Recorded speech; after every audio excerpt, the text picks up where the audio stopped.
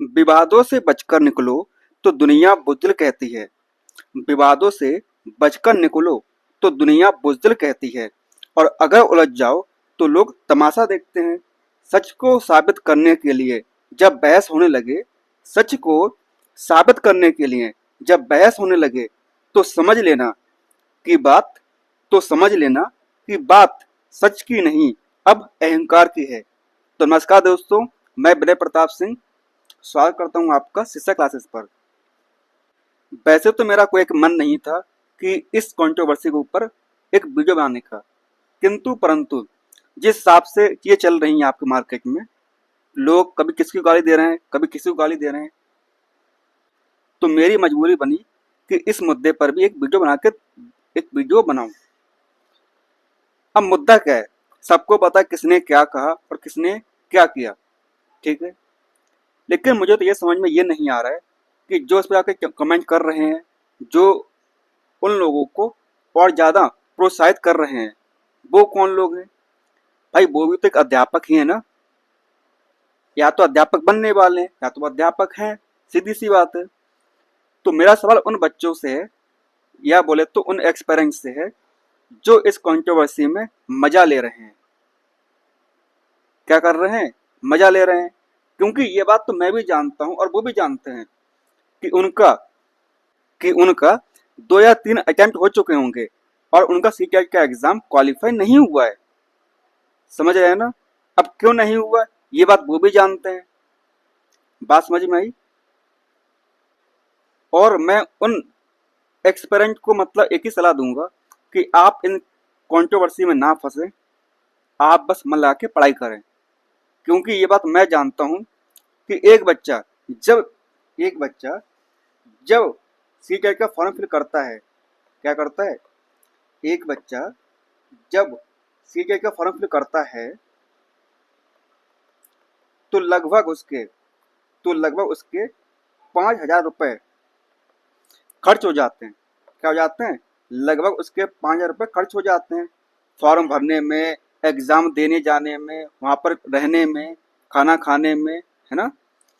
तो एक एग्जाम को देने के लिए जब आपके 5,000 रुपये खर्च हो रहे हैं, है ना, और ये लगभग आप एक अटेम्प्ट, 2 अटेम्प्ट, 3, 4, उसके बाद भी आपका एग्जाम क्वालिफाई नहीं हो रहा है। जबकि ये बात आप जानते हैं कि जो आपका एग्जाम है वो आपका एग्जाम क्वालिफाइंग है। कैसा है आपका? वो आपका एग्जाम क्वालिफाइंग है। आपको आपको 150 में से सिर्फ और सिर्फ 90 नंबर लेके आने हैं। कितने लेके आने हैं? आपको सिर्फ और सिर्फ 90 नंबर लेके आने। आप पर तो ये भी नहीं हो पा रहा है। आप किसी और पर जाके कमेंट कर रहे हैं कि ऐसा ना करें, आप ऐसा ना करें, ये अच्छा है, वो बुरा है। कभी अपने अंदर झांक के देखिए ना, आप क्या कर रहे हैं, आप में क्या कमियां हैं, आपका एग्जाम क्यों नहीं निकल रहा है। वैकेंसी आएगी, आप लग जाओगे इस उम्मीद में कि हाँ, इस उम्मीद में आप बैठे हुए हो कि मतलब वैकेंसी आएगी तो आप लोग लग जाओगे। लेकिन यहाँ तो भाई आपका सीटेट क्वालिफाई नहीं हो रहा है। क्यों नहीं हो रहा है? भाई होगा ही नहीं। जब पढ़ोगे नहीं तो कैसे हो जाएगा सीटेट क्वालिफाई आपका? अब बोलोगे कि सर आप तो मतलब फालतू में ऐसी हवा हवा मतलब बातें कर रहे हैं। तो देखो यहाँ पर आके, ये देखो, ये जो है मतलब कि ये आपका ईयर वाइज परसेंटेज है आपका। जो आपका फरवरी में जो आपका एग्जाम हुआ था 2026 में, उसमें 33.69% जो बच्चा था वो पास हुआ था पेपर 1 में, और 18.56% बच्चा पास हुआ था सिर्फ और सिर्फ पेपर 2 में। ये सिर्फ और सिर्फ इस साल की बात नहीं है।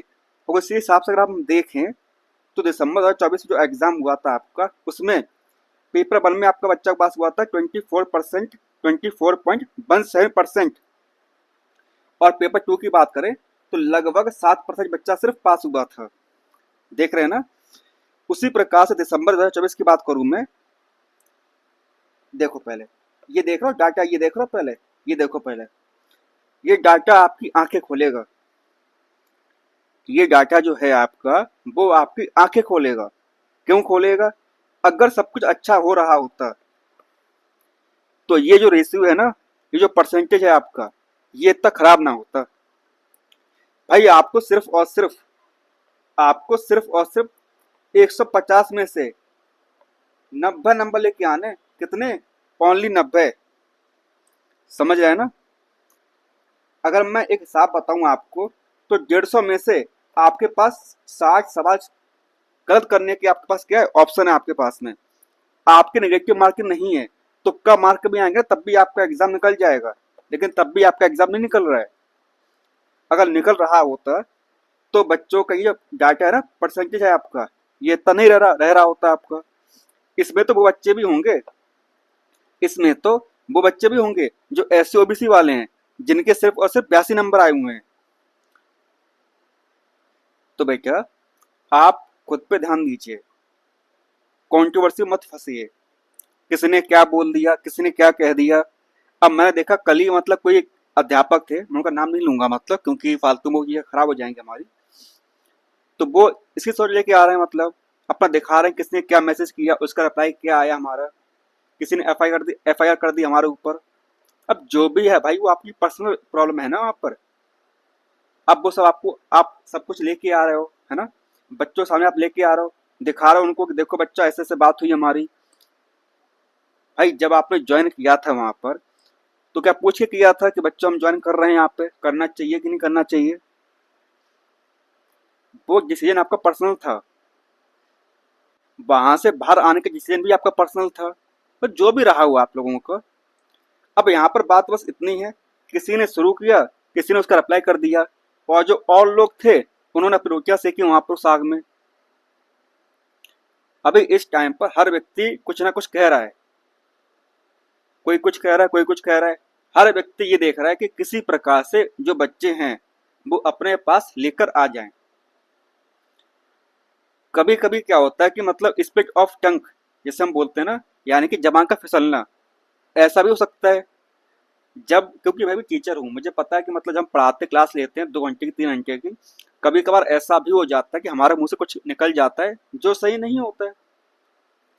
तो क्या आप उस चीज को लेकर अपना हुआ बनाओगे वहां पर जाके कि फला अध्यापक ने ये बोल दिया, फला अध्यापिका ने ये बोल दिया?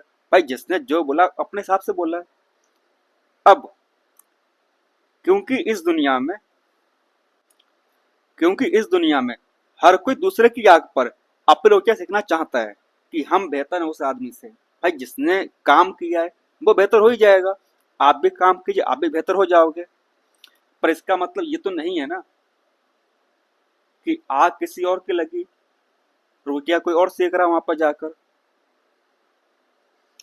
तो कृपया करके इस कंट्रोवर्सी को आप लोग शांत कीजिए, और साथ में पढ़ाई पर ध्यान दीजिए, क्योंकि आपके एग्जाम डेट भी आ चुकी है।